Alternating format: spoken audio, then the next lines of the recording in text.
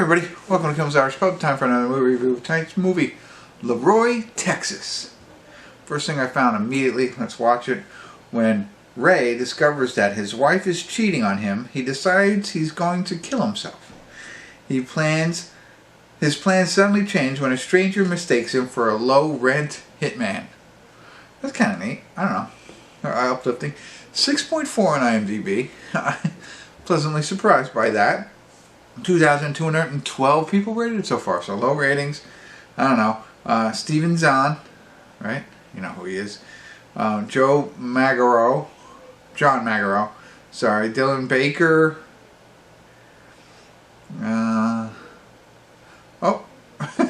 Brad Leland again. I don't know. People who watch my reviews will know he's from Friday Night Lights. He's been stopping in on a couple of movies here. That's all I recognize, but I don't know. Let's see. It is an hour and 52 minutes, so I'll let you know what I think. Stick around. I'll be back.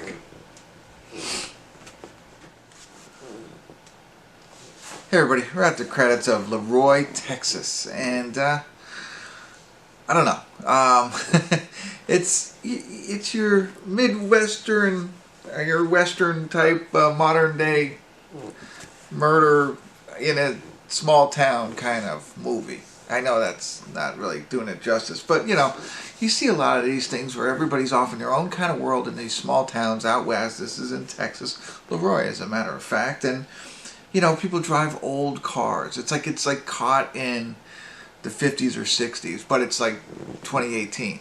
That's because I saw it on the inspection sticker, because I was like, are they trying to be that? Or, you know what I mean? But it's like so much caught in the past, that kind of thing. So, and the way people dress and act, I mean, it's all very similar to being like, you know. And so our main character was just difficult to watch, right? So as we know, he has a wife who's cheating on him. So that's like the first thing. And like, it's the kind of guy who nothing goes right for, right?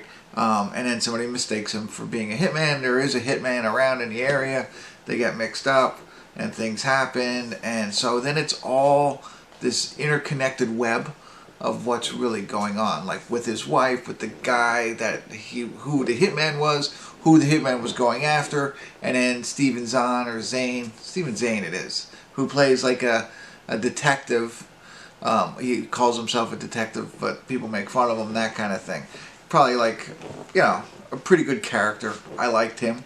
I couldn't stand the main character, not the actor, but the character. Oh, you know, and he's got a brother who has a wife and whatever. There's this, you know, big circle going on with everything, and everything's interconnected. Not a lot of actors in it, but they're all in it somehow, some way. And it kept it interesting, I thought. You know, at first I thought, like I said, it's your run-of-the-day things that you've seen. And I can't think of movies off the top of my head, but you get it. You wander into a small western town and, you know, murder happens and then everybody's going everywhere kind of thing. That's what I thought. But they kept you going. They kept you interested, I felt. And then, but I did feel, about at the end, I felt it was a little long when it got to the end. I was like, okay, let's get to it already, right? Like, what's going to happen here? How's this all going to hope? You know, there's money and, you know, murder and, you know, hitman, all that kind of stuff, like you would expect. And it's like, okay, well, where are we going to get to in all this? And I feel happy with the way that they did it. I thought it could have went one of two ways to make it a good film, in my opinion, and they picked one of the two ways. I was afraid they would go with the obvious third way. And I'm not going to go into that, but that's what I thought. I thought it was just going to just follow suit, right? And they decided not to do that. And I think they played the characters very well. Like I said, I didn't like the main character, but I don't think anybody's supposed to. Not that he was a bad guy. You know, it's not like but I don't know, it's something where everything goes wrong for that person. It just makes you feel uneasy kind of stuff. Whereas like Steven Zahn, his character, you know, he didn't have everything going. He drove an old beat-up car. He's a detective people make fun of. You feel bad for him and you're on his side. Not that you're against the main character, but it's a different connection, I think, than the other guy. It's just like, you know, you just feel like he can't get out of his own way. So there's a difference there. You'll see what I mean if you decide to watch it. But it is a little bit longer. I think it's worth. Got to make it to the end if you start it. Like I said, the intricacies of the plot line keep you going. And I thought, at least those two actors were pretty good. The other ones, you get what you get, right?